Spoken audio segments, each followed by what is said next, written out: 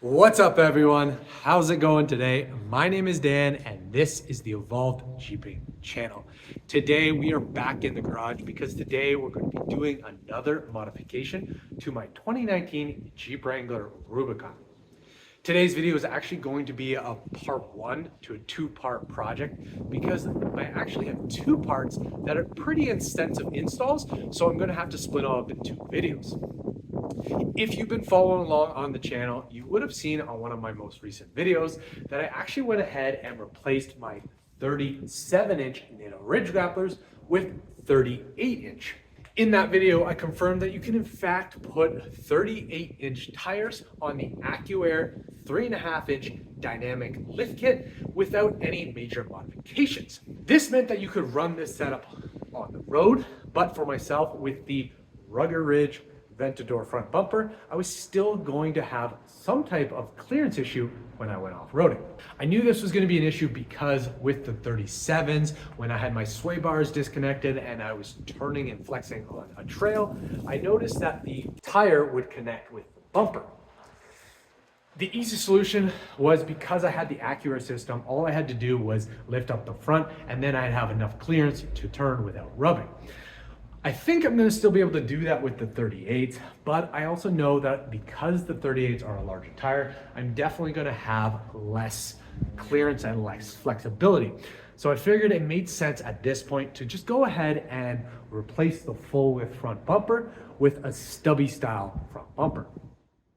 There are actually two options on how I could do this. The first option is because the Rugged Ridge Ventador front bumper is a modular system. What I could have done is just kept the bumper and switched out the full width end cap with a stubby style front end cap.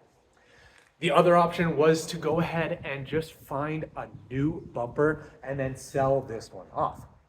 So I decided to dive into some research and take a look at all the stubby style front bumpers that are available for the JL platform, as well as taking a look at the end caps that are available for this Ventador front bumper. What I found with a lot of the stubby style front bumpers is a lot of them do offer the clearance that you're looking for, but they're missing a little bit of the design aesthetics that match the JL.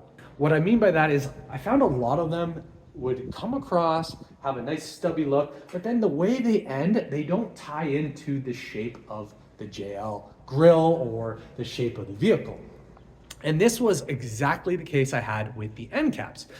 The end caps for the Ventador bumper would come around and fit around this fog light nicely and they cap it in. The problem is they didn't really tie into the grille. They just kind of went out and nothing really tied into the JL. So I decided that I wasn't gonna go with the end caps and I was gonna try and find a stubby style front bumper that really tied into the shapes and lines that the JL front end has.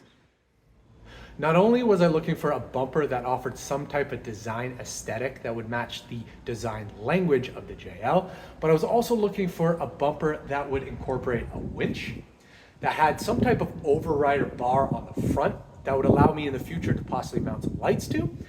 And I was looking for a bumper that had some type of hooks on the front so that I could achieve a look similar to what I have right now. So with the searching of finding a stubby front bumper, one of the other key factors I had was I was also looking for a stubby front bumper from a brand that also offered some type of rear bumper. The reason this is important to me is I like having my front bumper match my rear. I'm not a fan of the mix and match because I do find that the styling can be different and I really wanted it to be the same. So after a lot of research, I finally found a stubby front bumper that I like enough to put on my JL. And luckily it comes from a brand that also offers a full width rear bumper to match.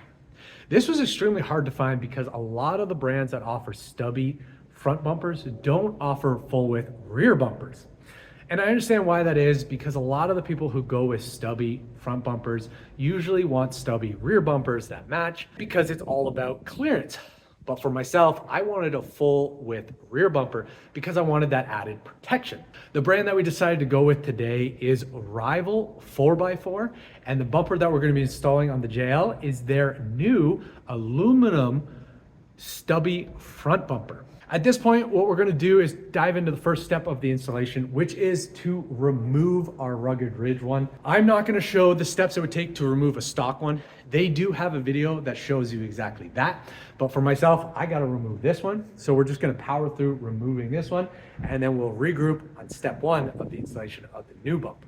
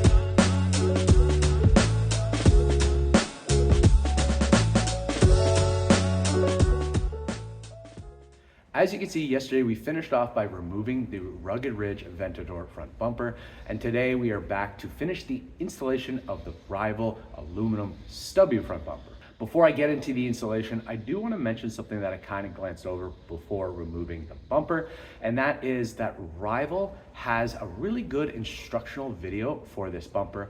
In that video, they show you exactly how to remove your stock bumper and then the steps it takes to install the new one. They go into so much detail in the video that they show you exactly which bolt and which bracket to use where, and they give you the torque specs and everything you need to know. I highly recommend checking that video out. For myself, I was trying to use the written instructions that they provided with the bumper, and I got a little bit confused, so I actually had to go check out that video to get the clarification that I needed. In my video here, what I'm gonna do is I am gonna go step by step and show you guys the instructions, but I'm not gonna go into the amount of detail that they necessarily did. So if you do not get the information you need from my video here, I highly recommend that you go check out their instructional video. So the first step to the installation is to install these frame brackets. There's one for the left side and then there's one for the right side. What you're gonna do is you're gonna take this bracket and place it on the front of the frame rail, just like this. What you're gonna do is align the edge of the bracket to the edge of the frame bracket right here. Then you're gonna use the provided M12 bolts, nuts, and washers to secure it in place. So let's go ahead and get these put on.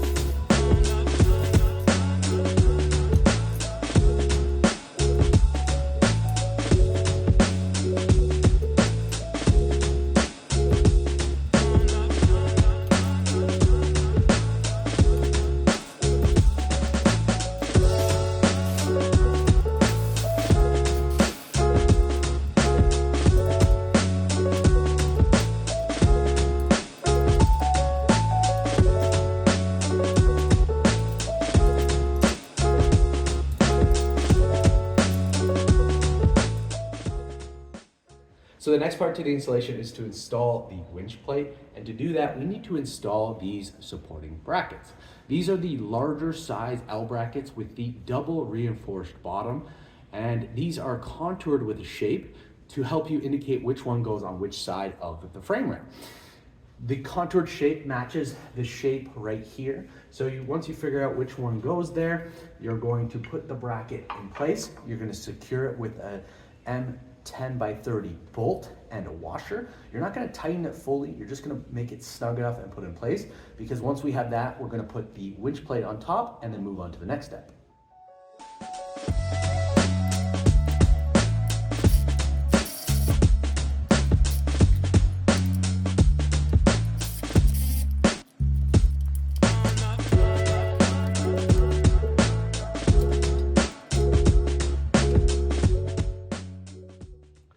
next part is to install these two support brackets. There's one for the left side and then there's one for the right side. Before we can install these though, we need to install this nutsert. This nutsert has two bendable wires at one end and then just a flat plate. What we need to do is take the flexible wires, slide them through the top of the bracket. We're gonna make sure that the long edge is towards the back side of the bracket, and the back side of the bracket is the side that's angled inwards. Once we have that in place, we're gonna hold it tight, bend these wires down to secure it in place. You can wrap them around, you can do whatever you need to do to get them out of the way.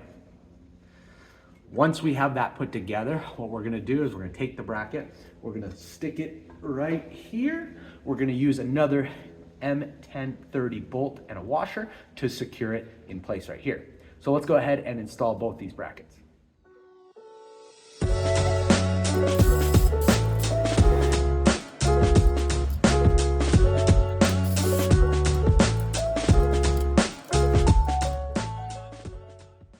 So I forgot to mention, but when you're installing this support bracket right here, we are not gonna tighten the bolt up at this time.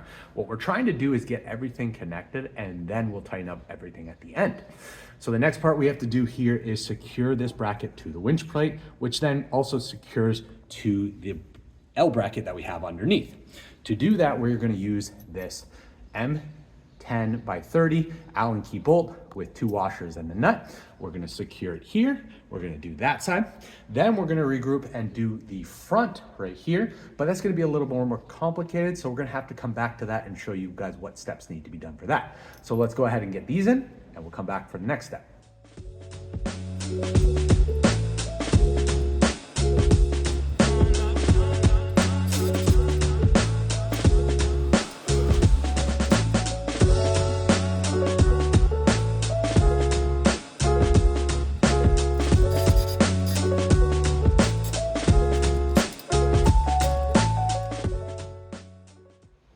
To secure the front of the winch plate to the frame rail, what we're gonna do is first we're gonna take another M10 bolt and slide it through that hole. Then because at the front we have these little gaps between there, what we're gonna do is we're gonna take these silver spacers and we're gonna slide them down through this hole. We're gonna make sure that we put an equal amount on both sides so that we know that we're somewhat centered this winch plate. After we've done that, we're then gonna take these little L brackets and we're gonna secure them in place like this using some more M10 bolts and nuts.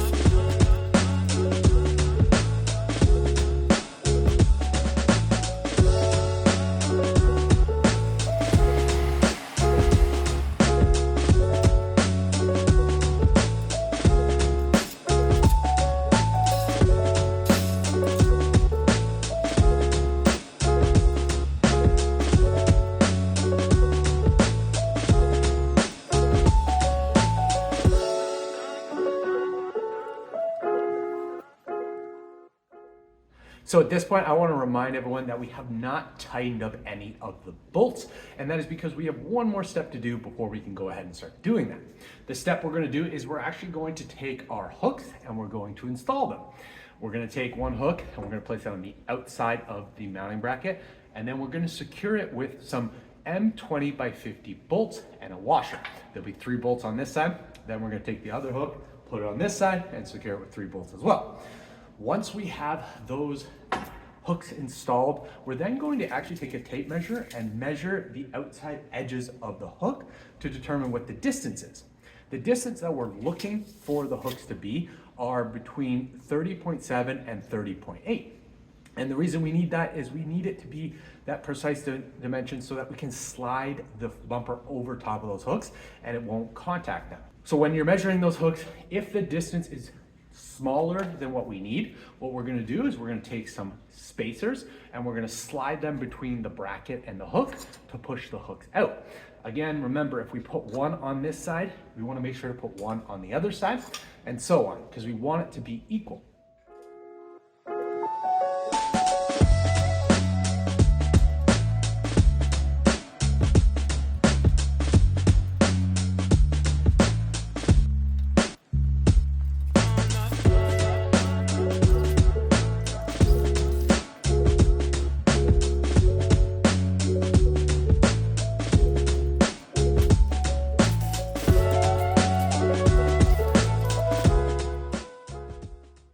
As you can see, I have the hooks installed, and when I first installed them and measured it out, it was right on the money. They came in measuring in at 30.75, so that meant there was no need for me to have to add any spacers. Now that we've got these installed, the next part is to just tighten up all the bolts that we have, and then we can move on to the next fun part of the installation.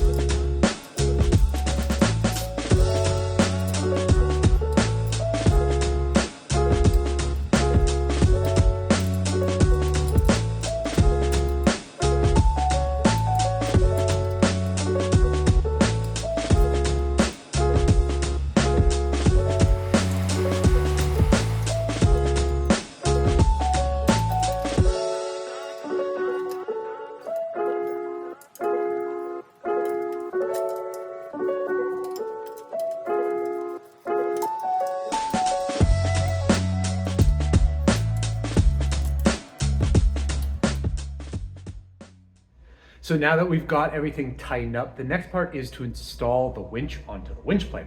What we're gonna do is we're gonna take these winch plate fairly brackets, we're gonna position them on the holes on the winch plate, then we're gonna grab our winch, put it on top, and using the hardware that comes with the winch, we're gonna secure everything up.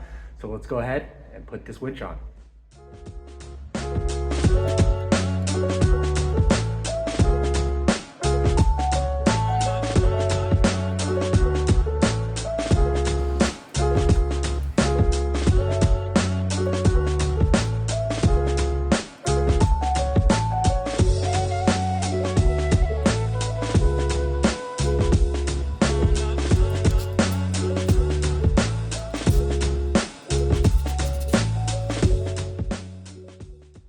Now that we've got the winch installed, the next part is to assemble the outer shell of the bumper and then put it on. So first step we're gonna do is we're gonna take the overrider bar, we're gonna position it on top of the bumper just like this, then using two M10 by 30 hexagon bolts, we're going to connect the overrider using the hole right here. So we'll have two holes, one on each side. We'll attach that. Then we're gonna take the bumper, we're gonna slide it up over the hooks, and then using another bolt, we're going to connect the bumper right here on both sides. So let's go ahead, get this assembled, and then put on the Jeep.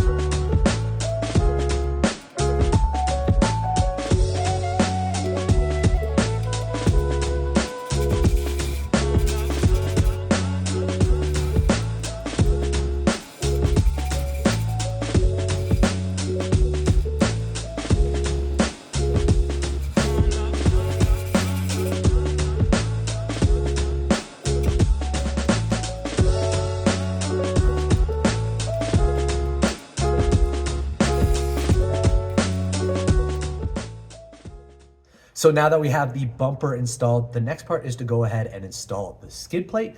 But to do that, we need to install the skid plate brackets. There are two of them, one for the left and one for the right. And all you're gonna do is simply position them right here, and then utilizing some M10 bolts, you're just gonna secure it in place.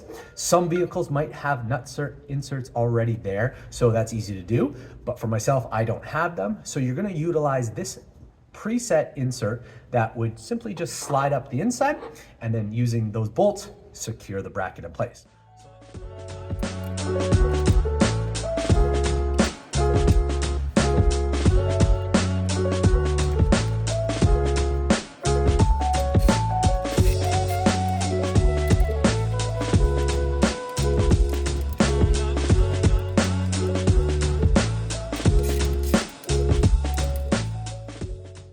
The next step, and one of the final steps to this installation, is to install the skid plate. So all you're gonna do is take the skid plate, you're gonna slide it around those two support brackets that we added, then position it against the bumper, just like that. Once we have it in position, you're gonna use the countersunk bolts that are provided with the countersunk washers, and put two at the back, connecting and screwing into those support brackets that we just added. After you've done that, you're gonna take 4 more bolts, 2 for each side, and put it into these 2 holes. There's no nuts on the back of those holes. What you're going to end up using are these brackets right here. You're gonna put them on the inside and tighten everything up. So let's go ahead, get this skid plate put on, and then we can move to the final step of this installation.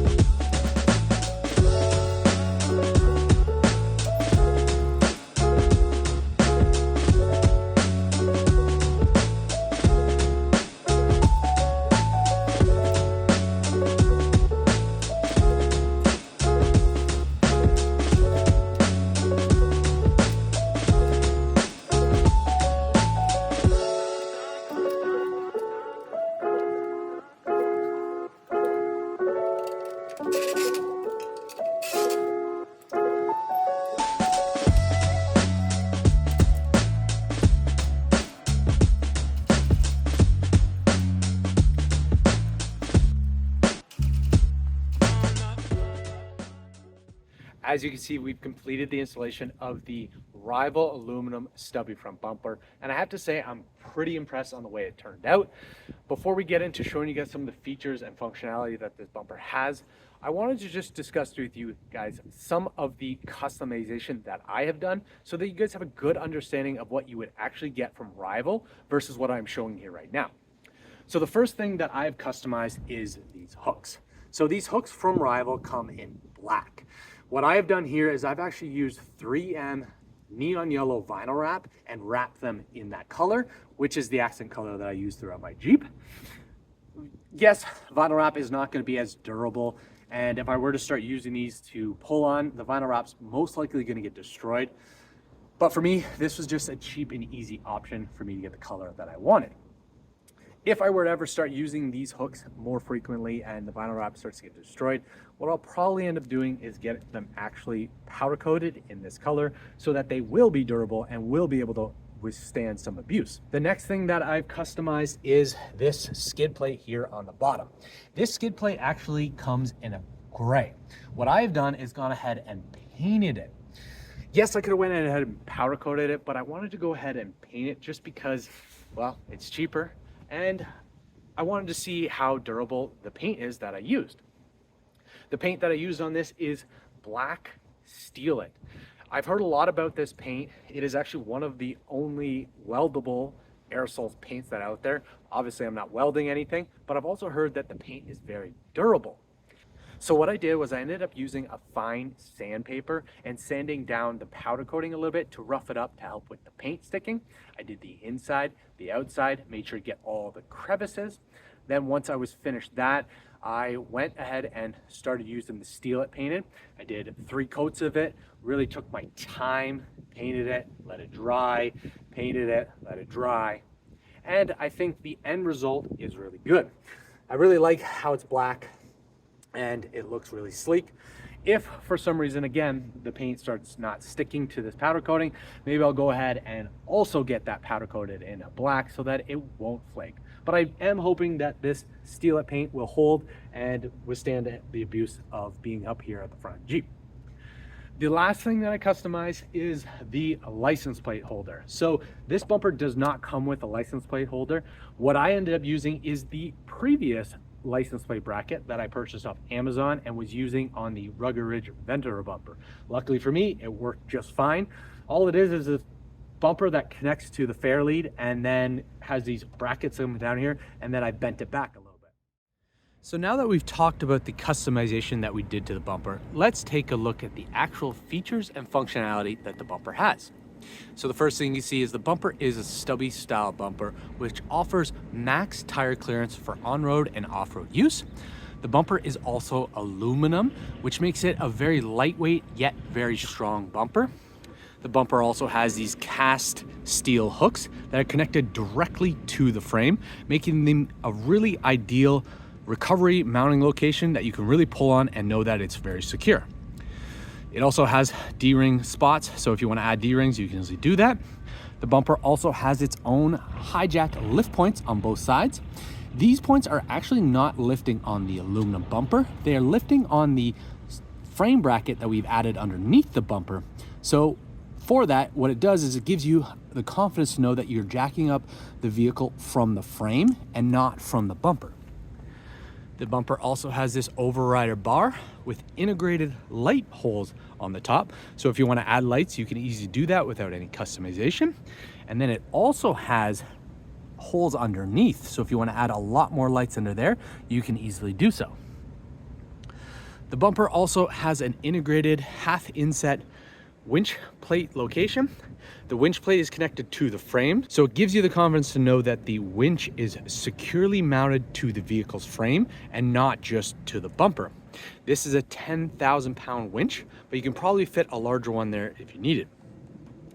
The bumper also has a skid plate located underneath, which on a Rubicon is really good because it protects the electronic sway bar disconnect. And the last thing I wanted to talk about this bumper is actually the second generation that Rival has created. The first generation had a different style of mounting for the hooks. It actually had hardware exposed out here and the hook would clamp onto the bumper. Where with this one, they've integrated it inside, giving it a lot cleaner look and a more professional, high quality one. So before we wrap up this video, let's take this opportunity to discuss why I bought this bumper and some of my likes and dislikes of it so far. So the reason I bought this bumper is because of its overall design and design language. Its shapes and everything with it really complement the design language of the JL. This bumper looks like it was meant for the JL and not just an afterthought that works on the JL. What I really like is the new hook design that Rival has done. I like how it's coming out of the bumper rather than being put on the bumper, and because of that I can easily customize the hooks to whatever color or design I want. One of the main reasons I also did buy this bumper is because Rival also offers a full width matching rear bumper. There isn't a lot of brands out there that do offer that. They have a nice front end one and then the back one just doesn't have the same characteristics, where luckily Rival did. And of course you're gonna have to see the install of that bumper on the next video. So there are actually two things that I didn't like about the design of the Rival bumper when I was purchasing it, and I knew that those might be something that I probably would hate, but now that I've seen it, I feel like they're not that big of a deal. The first one was the factory fog lights. So with this bumper, there's no mounting locations for factory fog lights, so you end up losing those. But what this bumper does have is on its overrider, it has the holes available here and on top, so you can easily mount aftermarket lights later that can easily act as a fog light. And this is probably what I'll end up doing because I do like the idea of having fog lights.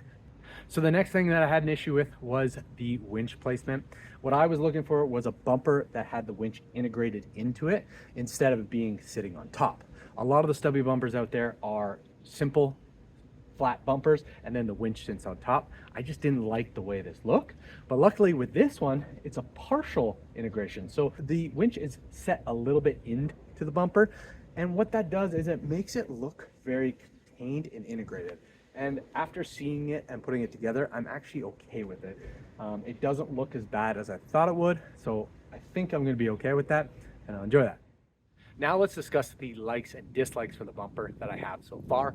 The likes have to do with the assembly and the quality of the product. The assembly of this was really easy to do. Everything went together very seamlessly. There was no tolerance issues. There was no need to customize anything.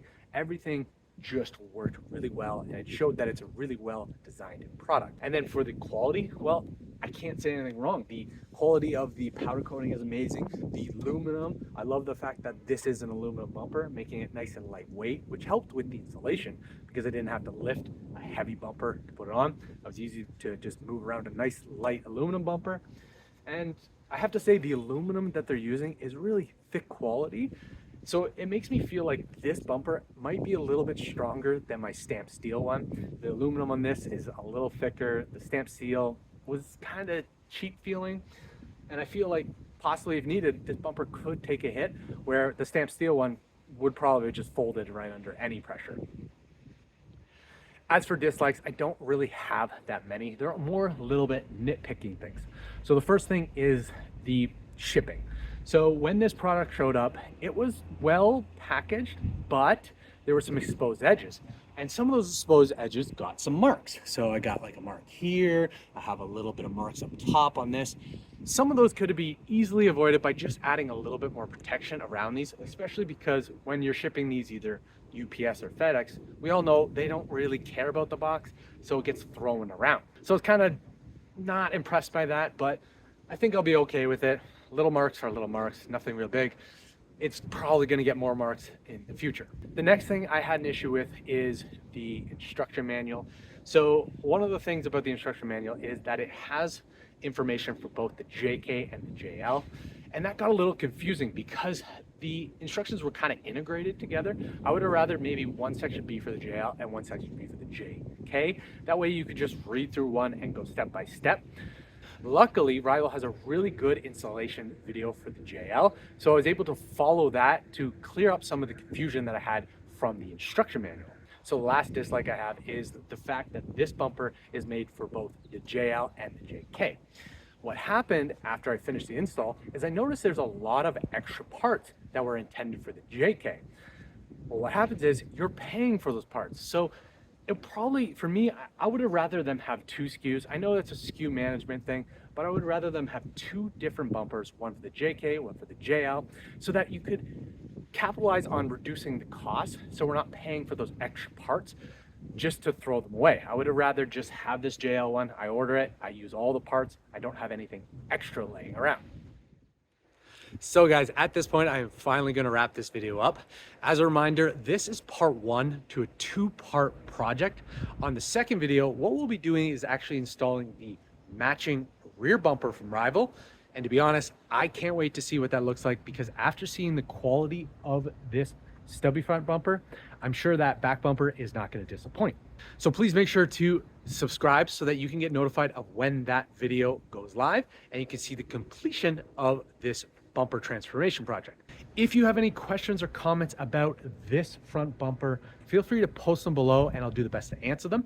If you're interested in any of the parts that I have installed or showed today, I'll make sure to put the links below so you can go check them out for yourself. As usual, guys, please make sure to like, subscribe, and share. And thanks for watching, and we'll see you guys on the next video.